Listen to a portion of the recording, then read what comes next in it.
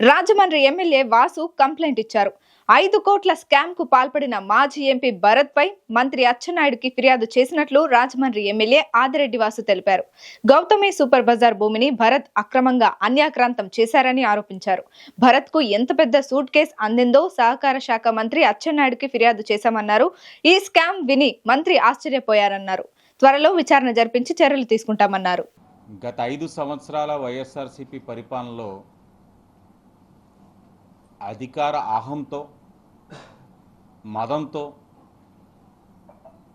అనేకమైన స్కాములు చేస్తున్నారు. ఒక్కొక్కటిగా వెలుగులోకి వస్తూ ఉన్నాయి. రాష్ట్రంలో అనేకమైన ప్రాంతాల్లో గత 5 సంవత్సరాలు ఆనాటి ముఖ్యమంత్రి, ఆనాటి ప్రజాప్రతినిధులు అధికారం అండదండలతో చేసిన ప్రతి స్కాము ఒక్కొక్కటిగా బయటకు వస్తూ ఉంది. దాంట్లో భాగంగా రాజమండ్రి సిటీ నియోజకవర్గంలో గౌతమి కోఆపరేటివ్ సూపర్ బజార్ సుమారు 5 కోట్ల విలువ చేసే ఆస్తి నగర నడిబొడ్డున దేవి చౌక్ వెటనరీ హాస్పిటల్ ఆపోజిట్ ఉన్న సైట్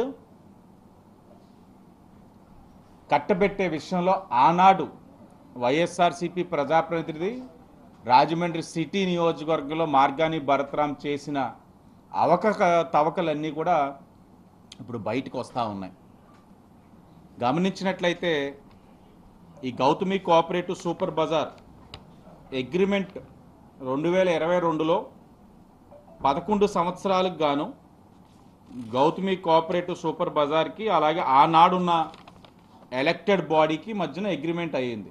11 సంవత్సరాలు ఒక వ్యక్తికి అయ్యింది, మామిడి సూర్య భగవాన్ అనే వ్యక్తికి. ఇది ఆర్కే టిఫిన్స్ 52,000 రెంటు, 12 నెలల అడ్వాన్స్ కూడా ఆయన కట్టున్నారు. తర్వాత 18 నెలలు ఆయన ఏ విధమైన రెంటు కట్టట్లేదని, ఇర్రెగ్యులర్ అయ్యారని, అదే టైంలో మే 22న ఈ ఎలక్టెడ్ బాడీ ఏదైతే ఉందో డిజాల్వ్ అయిపోయింది. ఏది Gautami cooperative super Bazar dissolve అయిన తర్వాత ఆ బాడీని నాన్ పిఎస్సి కింద 2023 వరకు కొనసాగించారు. మీరు ఇక్కడ చూసినట్టయితే 11 సంవత్సరాలు లీజ్ ఎవరికైతే వచ్చిందో అతను అద్దె కట్టట్లేదు. కట్టనప్పుడు ఏం చేస్తారు జనరల్గా కోఆపరేటివ్ సొసైటీ వాళ్ళు, నోటీస్ ఇచ్చి నువ్వు అద్దె కట్టట్లేదు కాబట్టి నీకు ఇచ్చిన లీజ్ని రద్దు చేస్తున్నావు అని చెప్తారు. ఇది పద్ధతి. కానీ మరి అతను భరత్రామ్ దగ్గరికి వెళ్ళి ఏ ముట్ట పెట్టాడో ఏమో తెలియదు, కానీ అతను తన సొంత స్వలాభానికి మీరు కాదు ఇంకో విధంగా చెయ్యాలి అని చెయ్యలేనిది చెయ్యకూడనిది మరి నాన్ పిఎస్సి దగ్గర ప్రతిపాదించినప్పుడు బాడీలో ఆనాడు ఉన్న భాస్కర్ గారు అందరూ ఉన్నారు. మేము ఇలా చేయలేమని అంటే ఆ బాడీని డిజాల్వ్ చేసేసి ఎక్స్టెన్షన్ అఫీషియల్స్తో చేసుకున్నాడు భరత్రామ్. చేసుకొని ఎంత దారుణం అంటే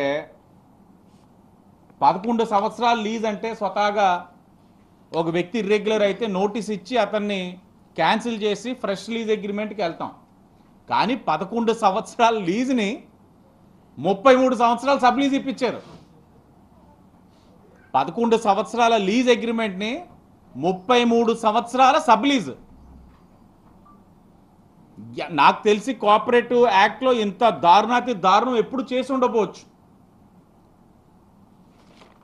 11 సంవత్సరాలు లీజ్ ఇచ్చిన వ్యక్తికి 3 సంవత్సరాలకి 20% హైక్. స్వతహాగా సబ్ లీజ్ ఇస్తే పెరగాలి, కానీ ఇక్కడ 15% హైక్ అట. అంటే ఏం సూట్ కేసు అంటే ఎంత పెద్ద సూట్ కేసు అంది ఉంటుంది ఇది అబ్బాయికి భరత్రామ్కి. 11 సంవత్సరాల లీజ్ని 33 సంవత్సరాలు సబ్ లీజ్ చేసి దాంట్లో క్లాజ్ అట. 33 సంవత్సరాలు సబ్ లీజ్ ఇచ్చే దాంట్లోని అగ్రిమెంట్లోని సబ్ లీజ్లో క్లాజ్. బ్యాంక్ ఎప్పుడైనా సరే వెళ్ళడానికి వెసులుబాటు కోసం 33 సంవత్సరాలు లీజ్. అంటే ఈ 33 సంవత్సరాలు లీజ్ ఇచ్చిన తర్వాత ఈ డాక్యుమెంట్ పట్టుకొని ఏ బ్యాంక్ వెళ్ళి ఏం కొల్ల కొట్టేద్దాం అనుకున్నారో ఏంటో మాకైతే అర్థం కాల. వెలుగులోకి వచ్చింది అంశం. ఒకటి అఫీషియల్స్తో చేయించున్నారు. మరి వాళ్ళు కూడా అధికారులు కూడా మరి బుర్ర పెట్టి ఆలోచించాలి. గుడ్డిగా వాళ్ళు ఏం చెప్తే అది చేసేస్తే ఈరోజు వాళ్ళు ఈ ఎంక్వైరీలోని సమాధానం చెప్పుకోవాల్సిన అవసరం ఉంది.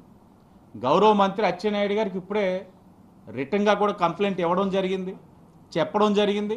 ఆయనే అవాక్ అవుతా ఉన్నారు. ఇటు 11 సంవత్సరాలు 33 సబ్ లీజా అని. అంటే ఇది బహుశా ఎక్కడ కూడా భారతదేశంలోనే ఎక్కడ చూసి ఉండబోమేమో. అంత ప్రబుద్ధులు వీళ్ళందరూ కూడా. అంటే ఏదో రూపంలో సంస్థలకు ఆస్తులు కొల్లగొట్టేయాలి, అడ్డగోలుగా సంపాదించేయాలి. అడ్డగోలుగా సంపాదించేటప్పుడు ఎవరైనా మాట వినకపోతే ఇప్పుడు ఈ బాడీ వినలేదు ఆయన చెప్పిన మాట, డిజాల్వ్ చేసేసి అధికారులను పెట్టేసుకొని అధికారులతోటి అడ్డంగా అసలు యాక్ట్లో లేని విధంగా ఇవన్నీ చేయడం వల్ల అంటే ఇవేవి బయటికి రావా, లేకపోతే ఈరోజు ఎన్డీఏ కూటమిగా ఈ ఆస్తులు పరిరక్షించాల్సిన బాధ్యతగా పట్టించుకోమని అనుకున్నారో ఏంటో మాకైతే అర్థం కాదు. నిన్నటి నుంచి ఎన్ని ప్రలోభాలు, ఆశ్చర్యంగా ఉంది. ఇన్ని లక్షలు ఆ ప్రలోభాలకి, ఫోన్ మీద ఫోన్లు, ప్రలోభాలు. ఏమండి ఇది అల్లరి చేయకండి అంటే ఇది అల్లరి చేయకుండా ఎలాగా?